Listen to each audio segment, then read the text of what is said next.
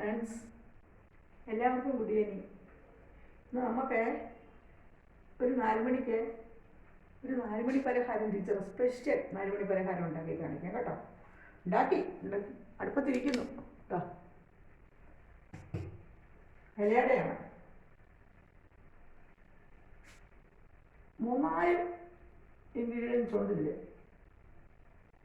ഈ ഇൻഗ്രീഡിയൻസിൽ പ്രധാനം നേന്ത്രപ്പഴമാണ്. നേന്ത്രപ്പഴം എന്തൊക്കെ അറിയണ്ടേ? നേന്ത്രപ്പഴം 2 നേന്ത്രപ്പഴമുണ്ട്. അത്ര വലിപ്പമില്ലാത്തതാണ് നേന്ത്രപ്പഴം. പിന്നെ ഈ കപ്പിന് മതിയാക്കുക. ഈ കപ്പിൽ 1 കപ്പ് ഗോതമ്പ് പൊടി, 1 കപ്പ് അരിപ്പൊടി, നൈസ് പൊടി, 1 കപ്പ് അരിപ്പൊടി, പിന്നെ 1 കപ്പ് കോറപ്പൊടി. മനസ്സിലായില്ലേ? 1 കപ്പ് അരിപ്പൊടി, 1 കപ്പ് ഗോതമ്പ് പൊടി, 1 കപ്പ് കോറപ്പൊടി. ഇത് 3 കൂടെ ഒരു 2 പഴവും 1 മൂടി നാളികേരവും ഇത്തിരി ജീരകവും 2 ഏലക്കായും 1 ലേശം ഉപ്പും കൂടെ എടുത്തിട്ട് അതിലേക്ക് പാവ് കാച്ചിയ വെല്ലം.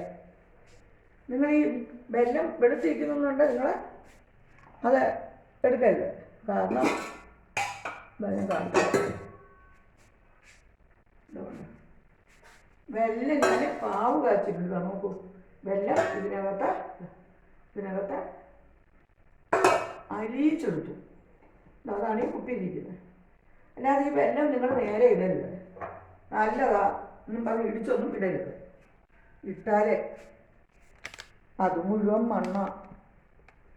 എത്ര മണ്ണാണ് നമ്മളത് കാണുന്നതെന്നറിയാമോ? അലിയിച്ച് നോക്കുമ്പോൾ അത് മുഴുവൻ മണ്ണാണ്. അപ്പോൾ ഇതിങ്ങനെ അരിച്ചെടുത്തിരിക്കുന്നത് ഈ വെല്ലം. ഈ വെല്ലത്തിനകത്തേക്കാണ് ഈ നമ്മുടെ പിന്നെ അതിൻ്റെ പേര് മറന്നു പോയല്ലോ, നമ്മുടെ കൂട്ടുകൾ. ഒരു കപ്പ് നൈസ് അരിപ്പൊടി, 1 കപ്പ് കോറപ്പൊടി, 1 കപ്പ് ഗോതമ്പ് പൊടി. ഇത്ര സാധനങ്ങൾ ഈ വെല്ലപ്പാവിലേക്ക് ഇട്ടിട്ട് പൊടിയാണെങ്കിൽ പോലും അരമൂടി നാളികേരവും 1 നുള്ളു ഉപ്പും 1 പിഞ്ച് 1 നുള്ളു ജീരകവും 2-3 ഏലക്കായും കൂടെ ഈ ഇതിലേക്ക് അടിക്കുക. ഈ മാവിൽ അടിച്ചാലും കുഴപ്പമില്ല, മാവും കൂടി ഇതിലിട്ട് അടിച്ചാലും കുഴപ്പമില്ല. പക്ഷെ ഞാൻ ചെയ്തത് എങ്ങനെയാണെന്ന് വെച്ചാൽ മാവും 3 കൂടെ വെല്ലപ്പാവ് ഒടിച്ചവിടെ വെച്ചു അതിൻ്റെ പാകത്തിന്. എന്നിട്ട് നാളികേരവും ജീരകവും ഏലക്കായും ഉപ്പും കൂടെ അതിലേക്ക് അരച്ച് ഒഴിച്ചു. അപ്പോൾ ഇതെല്ലാം കൂടെ മിക്സ് ചെയ്തിട്ട് ഇല കൊണ്ടുവന്ന് അതിലേക്ക് ഇല വാട്ടി, ഇല കുറച്ച് വെള്ളം എടുത്ത് അതിൽ വെച്ച് വാട്ടി. ഒരു 5 ഇലയെ വേണ്ടി വന്നുള്ളൂ. ഞാനും മാഷൊക്കെ ഉള്ളൂ. 2 എണ്ണം അധികം വരും. മാഷ് 2 എണ്ണം കഴിക്കും. മധുരമല്ല, ഞാൻ ചിലപ്പോൾ 1 മുറി കഴിക്കത്തേ ഉള്ളൂ. ബാക്കി വരും. അതൊക്കെ പിന്നെ നമുക്ക് വേണ്ടപ്പെട്ടവരൊക്കെ ഉണ്ടെങ്കിൽ എടുത്ത് അവർക്കൊക്കെ കൊടുക്കാറില്ല. അങ്ങനെ ഇതായെന്ന് തോന്നുന്നത് കേട്ടോ. കണ്ടോ, ആവി പറക്കുന്നു. അങ്ങനെ വെന്ത സാധനമാണിത്. അങ്ങനെ വെന്തതാണ്.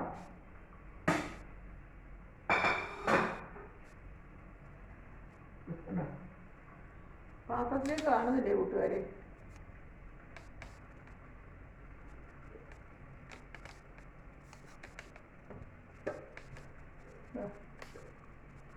വരുന്നേ ആവി പറക്കുന്ന കണ്ടോ നിങ്ങൾ? ആവി പറക്കുന്നു നമ്മുടെ ഇലയില. ഉണ്ടോ? ഇതിനെ ടീച്ചർ നിങ്ങൾക്ക് ഓഫാക്കട്ടെ.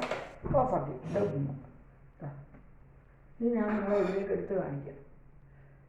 കൈ കൊള്ളുന്നു. എന്നിട്ട് മാസ്ക് കൊണ്ട് കൊടുക്കാം. ഇത് നമുക്ക് എടുത്ത് മാറ്റാം. 1 2 നല്ല ചൂടാണ്. 3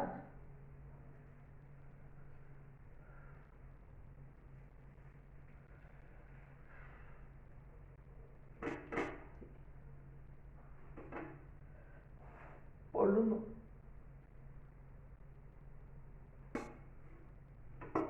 4 മതി. നോക്കൂ, 4 ഇലയിട. ഒരെണ്ണം കൂടെ അത് ഇരിപ്പുണ്ട്.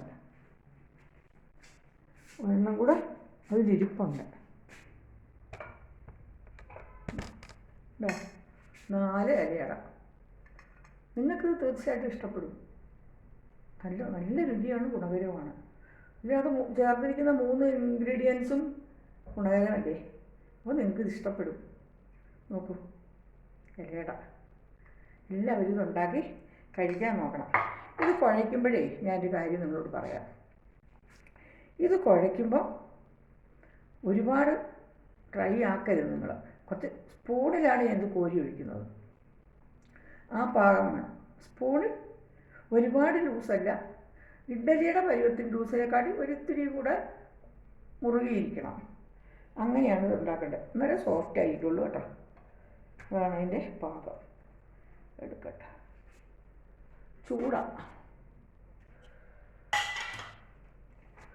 ചൂട്.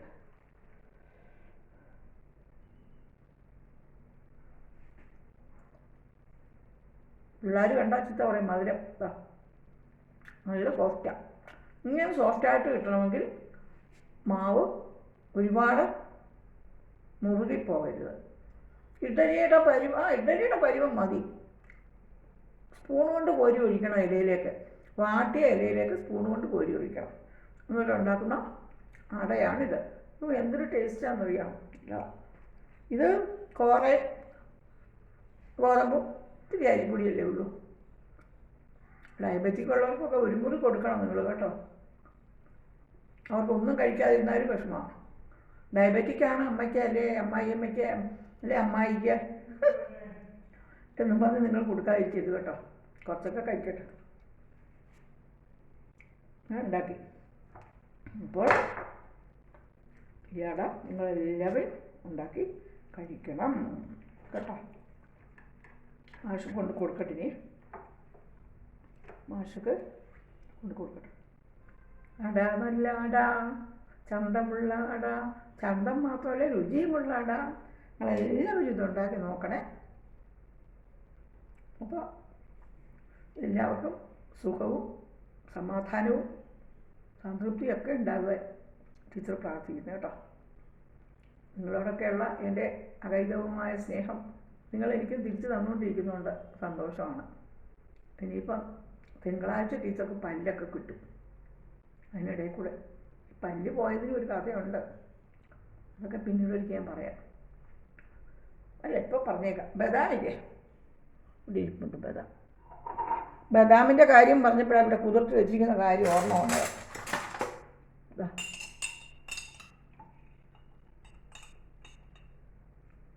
ബദാം ഇവിടെ കുതിർത്ത് വെച്ചിട്ടുണ്ട്. ആ ഗ്ലാസ്സിൽ ഒരു 6 ഉണ്ട്. ഇതിങ്ങനെ കുതിർക്കാതെ, കുറച്ച് ആടിയോ വല്ലായിരുന്നു, ശകലം ഇങ്ങനെ കുതിർക്കാതെ ഇങ്ങനെ കടിച്ചപ്പം ഇളകിപ്പോയി. നല്ലതാ. തൊലി കളഞ്ഞാൽ ഞാൻ കഴിച്ചുകൊണ്ടിരുന്നേ. അപ്പോൾ ഡോക്ടർ പറഞ്ഞു തൊലിയൊന്നും കളയണ്ട, കുതിർത്തിട്ട് ആ തൊലിയോടുകൂടി കഴിക്കാൻ പറഞ്ഞു. അതുകൊണ്ട് കുതിർത്തിട്ട് തൊലി കളയുന്ന ജോലിയില്ല. തൊലിയോടുകൂടി. തൊലി കളഞ്ഞാൽ ഇങ്ങനെ ഇരിക്കുമല്ലോ. തൊലിയോടുകൂടി കഴിക്കണം. അപ്പോൾ നിങ്ങളെല്ലാവരും ഈ ഇലയട ഉണ്ടാക്കി കഴിക്കണം കേട്ടോ. എല്ലാവരും കാണണം.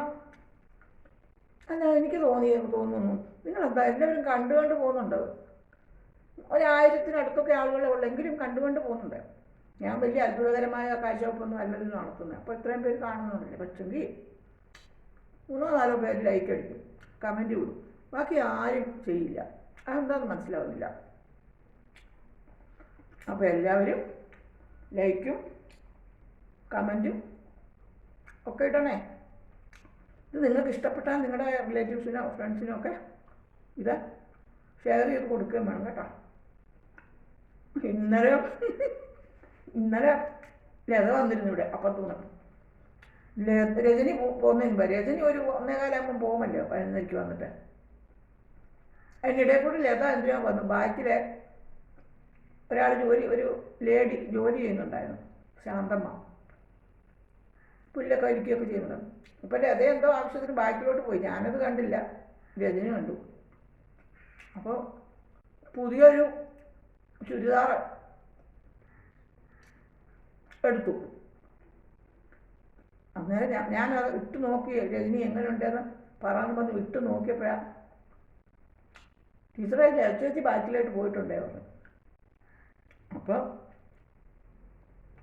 അന്നാ വിളിക്കടി എന്ന് പറഞ്ഞു. ഇവള് ചേച്ചി വിളിച്ചു. എൻ്റെ ശബ്ദവും കേൾക്കുന്നുണ്ടല്ലോ. അവളോണ്ട് ഓടി പറഞ്ഞു വന്നു. എന്ത് പറ്റിയടി ടീച്ചർക്കെന്നും പറഞ്ഞു. അല്ല, ഒരു പുതിയ ചുരിദാർ ഉണ്ട്, അത് ഇട്ടപ്പോൾ എങ്ങനെ ഉണ്ടെന്ന് ചേച്ചിയോട് ചോദിക്കാമെന്ന് വെച്ച് വിളിച്ചതാണ്. ഞാൻ പറഞ്ഞത് ഇത്തിരി ഇറുകി കിടക്കുന്നു, വേണ്ട എന്ന് പറഞ്ഞപ്പോൾ നോക്കുമ്പോൾ കണ്ടു നല്ലതാണ്, ഫോട്ടോ എടുത്ത് നോക്കണം. അപ്പോഴേ ലത അങ്ങോട്ട് പോയത്. അപ്പോൾ ഞാൻ ചമയ്ക്കുന്ന പിള്ളേരെ ആ ബദാമ കേട്ടോ, അതും ചമച്ചോണ്ടാം, സാരമില്ല. എന്നിട്ട് അപ്പോഴത്തേക്ക് ഈ ലതയുടെ പിന്നാലെ ഈ ശാന്തമ്മയും വന്നു. ടീച്ചർക്ക് എന്ത് പറ്റി ഇടയ്ക്കൊക്കെ ഒന്ന് വയ്യാതെ വന്നതല്ലേ, വയ്യാഴി ഉണ്ടായിരുന്നല്ലോ. അപ്പോൾ എനിക്കൊരു കുഴപ്പമില്ല, ഭഗവാന്റെ കൃപ കൊണ്ട്. ഒന്നും വരാതിരിക്കട്ടെ ഭഗവാനെ, നിങ്ങളുടെയൊക്കെ സ്നേഹം കൊണ്ടു. ഒരു 3-3.5 മാസത്തോളം വയ്യാതിരുന്നു. ആ ദുബായി പോയി വന്നതിന് ശേഷമേ ആരോഗ്യം പോയി. അങ്ങനെ എനിക്കിപ്പോൾ ഈ 5 അടയും തിന്നണമെന്നുള്ള ആഗ്രഹമുണ്ട്, എനിക്കിഷ്ടമാണ്. പറ്റില്ലല്ലോ, മാഷ് കഴിക്കും, മാഷ്ക്ക് ഇഷ്ടം ഇങ്ങനത്തെ പലഹാരം. എന്നും 4 മണിക്ക് ഇങ്ങനെയൊക്കെ വല്ലതും ഉണ്ടാക്കി കൊടുത്തോണ്ടിരുന്ന കൂട്ടുകാരെ. ഇപ്പം കുറച്ചായിട്ടില്ല, എനിക്കത് വിഷമമുണ്ട്. അപ്പോൾ വീണ്ടും ഞാനതൊക്കെ പുനരാരംഭിച്ചതാണ്. അടയിൽ നിന്ന് ഇലയടയിൽ നിന്ന് ടോപ്പിക്ക് മാറി പോയല്ലേ. അപ്പം അങ്ങനെ ലത വന്നിട്ട് കൂടെ ഒരു ബഹളവും ചിരിയും ഒക്കെ ആയിരുന്നു. ലത ശാന്തമ്മയൊക്കെ ഓടി വന്നു, ആ സഹായത്തിന് വന്ന ലേഡി പുറത്ത് സഹായിച്ചു. ലതയും ശാന്തമ്മയും ഞാനും, അല്ല ശാന്തമ്മ ഞങ്ങൾ പോയി ജോലി ചെയ്യാൻ പോയി ബാക്കിലേക്ക്. ലതയും ഞാനും രജനി. എനിക്കിത് വീഡിയോ ഇവിടെ ഓടുന്നുണ്ടെന്ന് അറിഞ്ഞൂടാ, സത്യത്തിൽ ഓർമ്മില്ല. അതുകൊണ്ടത് ഭയങ്കര ബോറാണ്.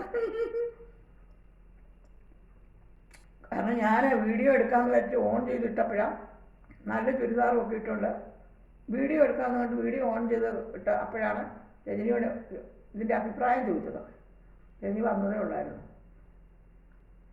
അപ്പോഴേ ആണ് ചേച്ചി ബൈക്കിലോട്ട് പോയിട്ടുണ്ട്, ചേച്ചിയോട് ചോദിക്കുന്നത്. അപ്പോൾ ഇതിവിടെ ഇങ്ങനെ ഓടിക്കൊണ്ടിരിക്കുക, ഓർമ്മയൊന്നുമില്ല. അതും കഴിഞ്ഞ് കുറേ കഴിഞ്ഞ് ലതയും പോയി ഞങ്ങൾ കുറേ ജോലികളിൽ പ്രവേശിച്ച് കഴിയുമ്പോഴാണ് ഇതിങ്ങനെ ഓടിക്കൊണ്ടിരിക്കുന്നു. പെട്ടെന്ന് ഓഫാക്കി. അതൊരു വീഡിയോ ഉണ്ട്, നിങ്ങളെ കാണിക്കാം. പരമരസമാണ്, പരമ ബോറാണ്. നമ്മൾ ശ്രദ്ധയില്ല ഓരോന്നും ചെയ്യുമ്പോഴേ പറ്റുന്ന കാര്യങ്ങളാണ്. അതിപ്പോൾ വലിയ പ്രശ്നമില്ല, ഇടണ്ടായാലും അത്രയല്ലേ ഉള്ളൂ. എന്നാൽ നമ്മൾ ഏത് കാര്യം ചെയ്യുമ്പോഴും വളരെ കെയർഫുള്ളായിരിക്കണം എന്നുള്ളതിൻ്റെ ഒരു തെളിവാണത്. എനിക്ക് പിന്നെ എഡിറ്റിംഗ് ഒന്നും അറിയില്ലല്ലോ, അതിന് ഞാനത് അതുപടി ഇടാതെ വെച്ചിരിക്കുക. ഒരു ദിവസം ഒരു കോമാളിത്തരമൊക്കെ കൂടെ ഒന്ന് ഇടണം. അങ്ങനെയൊക്കെ ഇരിക്കുന്നു. നിങ്ങളെല്ലാവരും ചായയൊക്കെ കുടിച്ച് എന്തെങ്കിലുമൊക്കെ പലഹാരങ്ങളൊക്കെ കഴിച്ച് കാണുമല്ലോ. കുറച്ചൊക്കെ ബേക്കറിയിലായിരിക്കും ചിലരൊക്കെ ഇതുപോലെ ഉണ്ടാക്കും. ഇതുപോലെ ഉണ്ടാക്കി കൊടുക്കണം മക്കൾക്ക്. അതാണ് ഞാൻ നിങ്ങളോട്, കുഞ്ഞുങ്ങൾക്ക് ഇതുപോലെ ഉണ്ടാക്കി കൊടുക്കണം. ഞാൻ ഇടയ്ക്കിടയ്ക്ക് കുട്ടികളെ എൻ്റെ ഈ മൈക്കില്ലേ, ഇത് കാണാൻ പറയാത്തിരിക്കുക. നല്ല മൈക്കല്ല, മറ്റേ മൈക്ക്, അതിൻ്റെ കുത്തുന്ന പിന്നില്ലേ, ഫോണിലേക്ക് കുത്തുന്ന പിന്ന് അതങ്ങ് ഒടിഞ്ഞു പോയി. ഓൺലൈനായിട്ടൊക്കെ വരുത്തുന്നത് കുറേയൊക്കെ ഇങ്ങനെയാണ്. അപ്പം അത് കാരണം കൊണ്ട് നേരെ പോയി മേടിക്കാൻ വരും. അപ്പം കുട്ടികൾ ഓൺലൈനായിട്ടൊക്കെ വരുത്തി തരുന്നതാണ് ഇത്. മറ്റേ സ്റ്റാൻഡ്, കുഞ്ഞു സ്റ്റാൻഡും അങ്ങ് താഴെ വീണു. അത് നല്ലതായിരുന്നു, കൊച്ചു സ്റ്റാൻഡ്. ഇത് വലിയതാണ്. ഇതിൻ്റെ ഓപ്പറേഷൻസ് ഒന്നും എനിക്കിപ്പോഴും അറിഞ്ഞുകൂടാ, എങ്ങനെയൊക്കെ ഒപ്പിക്കുക. ഞാനിങ്ങനെ സംഭാഷണം നീട്ടിക്കൊണ്ട് പോകുന്നത് എന്താണെന്ന് നിങ്ങൾക്ക് അറിയാമോ? അത്രയും നേരം നിങ്ങളോട് എനിക്ക് സംസാരിക്കുന്ന പോലെ തോന്നുക. ഞാൻ നിങ്ങളുടെ കൂടെ, എൻ്റെ കൂടെ നിങ്ങളും നിങ്ങളുടെ കൂടെ ഞാനും ഉള്ള പോലൊരു ഫീലിങ്സാണ് എനിക്ക്. സംസാരിക്കാനൊന്നും അല്ലല്ലേ, അതാ തൊട്ട വീടാണെങ്കിൽ പോലും അവിടെ നിന്ന് ഞങ്ങൾ വല്ലതും പറയുന്നില്ലാതെ വരവ് കുറവാണ്. അന്ന് ഈ കാന്തമ്മ ഉള്ളതുകൊണ്ട് വന്നതാണ്. പിന്നെ ഞാൻ നിങ്ങളോടൊരു കാര്യം പറയാം. ഞാനിങ്ങനെ തിരിഞ്ഞിരിക്കുമ്പോൾ എൻ്റെ ഇവിടെ ഇങ്ങനെ വലിയൊരു കഷണ്ടി കാണുന്നില്ലേ? അത് കഷണ്ടി ഒന്നും അല്ല കേട്ടോ. കുട്ടിക്കാലത്ത് കൊച്ചു കുട്ടിയായിരിക്കും, ഒരു 2-2.5 വയസ്സുള്ളപ്പോൾ പുറത്ത് കളിക്കാൻ പോയപ്പം അവിടെ കുത്തിയിരുന്ന് മൂത്രമൊഴിക്കുകയോ എന്തോ ചെയ്തു. തൊട്ട വീട്ടിലെ പെരപണി നടക്കുമായിരുന്നു. അത് അവിടെ ഈ കഴിക്കോലില്ലേ, പട്ടികയും കഴിക്കോലും, ആ പട്ടികയുടെ ഇപ്പോഴും എനിക്ക് ഓർമ്മയുണ്ട്. അമ്മയൊക്കെ പറഞ്ഞത് പട്ടികയുടെ ഒരു കഷ്ണം അവർ മുറിച്ചെറിഞ്ഞു. അത് പാവം ഈ കൊച്ചിൻ്റെ തലയിൽ തന്നെ കറക്റ്റ് എന്ന് കൊണ്ടു. എത്ര ദിവസം കഴിഞ്ഞിട്ട് അത് ഉണങ്ങിയെന്നറിയാം. അപ്പം തന്നെ എടുത്തോണ്ട് ഓടി. ഈ പട്ടിക വലിച്ചെടുക്കാതെ തന്നെ അതും വെച്ച് ഒരാൾ താങ്ങി പിടിച്ചോണ്ട് എന്നെ ഹോസ്പിറ്റലിൽ കൊണ്ടുപോകാന്നൊക്കെ പറയുന്നത് കേട്ടിട്ടുണ്ട്. അങ്ങനെ ആ പാട് പിന്നെ മുറിവെല്ലാം മാറിയിട്ട് ഒരു പാട് അവിടെ വന്നു, വലിയ പാട്. ആ പാട് പിന്നെ മുടിയൊക്കെ നിറയെ മുടി ഉണ്ടായിരുന്നു എന്ന് ഞാൻ നിങ്ങളോട് പറഞ്ഞിട്ടുണ്ടല്ലോ. അപ്പോൾ അധികം ഇത് ഒട്ടുമേ കണ്ടിട്ടില്ല. ആർക്കും പറഞ്ഞുകൂടെ അവിടെ അങ്ങനെ പാടുണ്ടെന്ന്. അത്രയും സമർത്ഥമായ മുടിയുണ്ട്. അപ്പം വയസ്സായി ഇത്രയും മരുന്നൊക്കെ കഴിച്ച് മുടിയെല്ലാം കൊഴിഞ്ഞു പോയപ്പോൾ അവിടം തെളിഞ്ഞു വരുന്നുണ്ട്. അതാണ് എൻ്റെ തലയുടെ ബാക്കിലൊരു സൈഡിൽ ഇങ്ങനെ കുറച്ചൊരു കഷണ്ടി പോലെ കാണുന്നത്. അത് സംഭവം അതല്ല, കഷണ്ടിയൊന്നും അല്ല കേട്ടോ. അപ്പം പിന്നെ തലമുടിയൊന്നും സംരക്ഷിക്കുന്നുമില്ല. എന്തിനാ, ഇതൊക്കെ ധാരാളം മതി. ഇതും കൂടെ ഇടയ്ക്കിടയ്ക്ക് രജനിയെ കൊണ്ട് മുറിപ്പിക്കും. കാരണം ചൂന്ന് താഴോട്ട് നമുക്കതൊന്നും ഇനി പരിചരിക്കാൻ പറ്റിയില്ല. അതുകൊണ്ടാണ്. പിന്നെ ഇത്രയും കാര്യങ്ങൾ ഞാൻ നിങ്ങളോട് പറഞ്ഞത്. കുറച്ച് നേരം ഞാൻ പറഞ്ഞു, ഇവിടെ എനിക്കൊരു ഏകാന്തത എപ്പോഴും. മാസം ഓരോരോ കാര്യങ്ങൾ വ്യാപരിച്ചിരിക്കും, ഓരോ കാര്യത്തിൽ മുഴുകിയിരിക്കും. ആരെങ്കിലുമൊക്കെ ഉണ്ടാവും, വരും, മുകളിലൊക്കെ ഇരുന്ന് അവരെല്ലാവരും കൂടെ വർത്തമാനം പറയും, അല്ലെങ്കിൽ താഴെ സിറ്റ് ഔട്ടിൽ ഇരുന്ന് അവരെല്ലാവരും കൂടെ വർത്തമാനം പറയും. ഞാൻ ചെന്ന് ഹലോ എന്ന് പറഞ്ഞു വെച്ചാൽ ആ ഹലോയോടെ കഴിഞ്ഞു എൻ്റെ കാര്യം. ഇനി പോരും. അപ്പോൾ ഒരു ഒറ്റപ്പെടല. രജനി പോകുന്നിടം വരെ ഞങ്ങളൊരു ബഹളമായിരിക്കും. അത് കഴിഞ്ഞാൽ കഴിഞ്ഞു. പിന്നെ പിള്ളേർ വിളിക്കുമ്പോഴൊക്കെ എന്തെങ്കിലും അവരൊക്കെ തിരക്കുള്ള ജോലിയിലിരിക്കുമ്പോൾ നമ്മൾ ഒരുപാട് കഥകളും പറഞ്ഞിരിക്കാൻ പറ്റില്ലല്ലോ. അമ്മ എങ്ങനെയുണ്ട്, ആരോഗ്യസ്ഥിതി ഒക്കെ ഫൈനാണല്ലോ, എന്ത് കഴിച്ചു, ഇത്ര എന്തെങ്കിലും ചോദിച്ചു, ശരിയമ്മേ ഞാൻ തിരക്കിലാന്ന് പറയും. മരുമക്കളും അവർ കുട്ടികളെ വിടുന്ന കാര്യവും വിവിധ പ്രാരാബ്ധങ്ങളല്ലേ ഈ സമയത്ത് നമുക്കൊക്കെ പോലെ അവർക്കും. അപ്പം അവർ എപ്പോഴും ദിവസവും വിളിക്കും, പക്ഷേ ഒരു 5 മിനിറ്റൊന്നും ഇല്ല. ഈ പ്രായമാകുമ്പോൾ ഒരുപാട് സംസാരിക്കണമെന്ന് ആഗ്രഹമാണ്. ഞാൻ പണ്ടേ സംസാരിക്കുന്ന ആളാണ്, എനിക്ക് സംസാരിക്കാൻ ഇഷ്ടമാണ്. വല്ല കോമാളിത്തരും കോമഡിയും ഒക്കെ സ്കൂളിലായാലും പൊട്ടിക്കും, എല്ലാം കൂടെ ചിരിക്കും.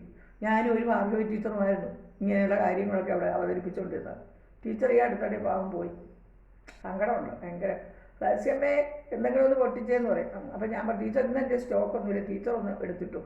ഉടനെ ടീച്ചർ എന്തെങ്കിലും റെഡിമെയ്ഡ് സ്റ്റോക്കാണ് എപ്പോഴും അവൈലബിളാണ്. അങ്ങനെ ഉള്ളൊരു കാലം ഉണ്ടായിരുന്നു. 2-3 ആഴ്ചയ്ക്ക് മുമ്പ് 1 മാസം കഷ്ടിയായി ടീച്ചർ മരിച്ചത് ഞാൻ ഗ്രൂപ്പിലൂടെ അറിഞ്ഞു. ഭയങ്കര സങ്കടമായി. പോകാനൊന്നും പറ്റില്ല. എൻ്റെ ബാക്കി നിയമിച്ചിരിക്കുന്ന ടീച്ചേഴ്സൊക്കെ പോയി. ഞാനൊന്നും ഒരുപാട് വല്ലാത്ത അവസ്ഥയിലായിരുന്നു. അപ്പം ഞാൻ ഇതൊക്കെ പറയുമ്പോൾ അതൊക്കെ ഓർക്കും. അപ്പോൾ നിങ്ങൾക്ക് എല്ലാവർക്കും എൻ്റെ 4 മണി പലഹാരം ഇഷ്ടമായല്ലോ. എല്ലാവരും ഉണ്ടാക്കി കുഞ്ഞുങ്ങൾക്ക് കൊടുക്കണമെന്നുള്ള വിനീതമായ അഭ്യർത്ഥനയോടുകൂടി ടീച്ചർ ഈ വീഡിയോ ഇവിടെ വൈൻഡപ്പ് ചെയ്യുന്നു. Thank you so much.